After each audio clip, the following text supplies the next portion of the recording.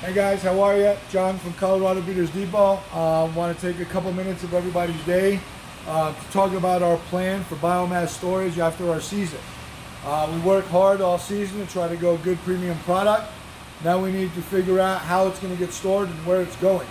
One of the recommendations we make very strongly to a farmer is do not wait until October to figure out where the product you're growing is going to go. You need to complete your lab contracts prior to harvest, right? So we're focused on that in June, July, August, September. We need to be working those things out.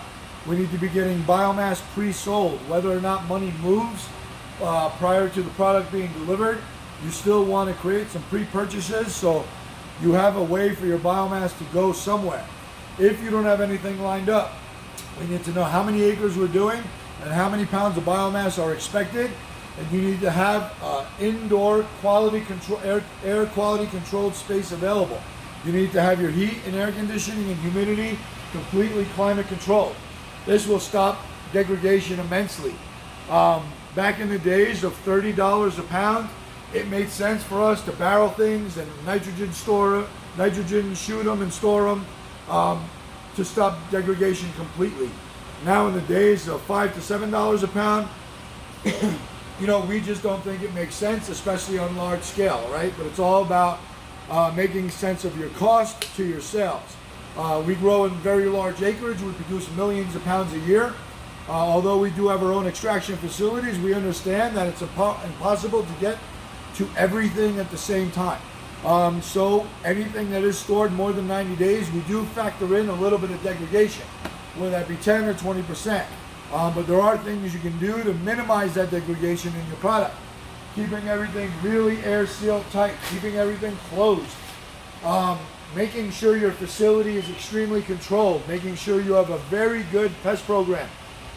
You need to have somebody checking your space once a week. We need to be moving our super sacks around to make sure there aren't any holes that, excuse me, that were created by pests. The other thing we want to be able to do is control our inventory, manage our inventory. Guys, this is what we spent all our money on. This is our money. This is how we get paid. So knowing, keeping a good numbering system, a good weight system, having each numbered super sack attached to a specific COA so you know what's in that super sack. So we're not waiting until the sell point to running around looking for testing. So have things marked, have things weighed, have things labeled, have things tested. It makes that sale easier and faster. It saves a lot of time on the back end. And then every couple months I would come in and retest some of your super sacks. That'll give you a good idea of what your degradation is looking like and how fast it's happening. And then potentially maybe minimizing those or getting it into a facility that can control it better. So what we just want to tell farmers is take this seriously. This is your money, this is your product, this is your family's well-being. Do the best you can and budget for a proper storage and prepare for offloading your product in an ample amount of time. We do not want it sitting around too long. You will lose money. Thank you.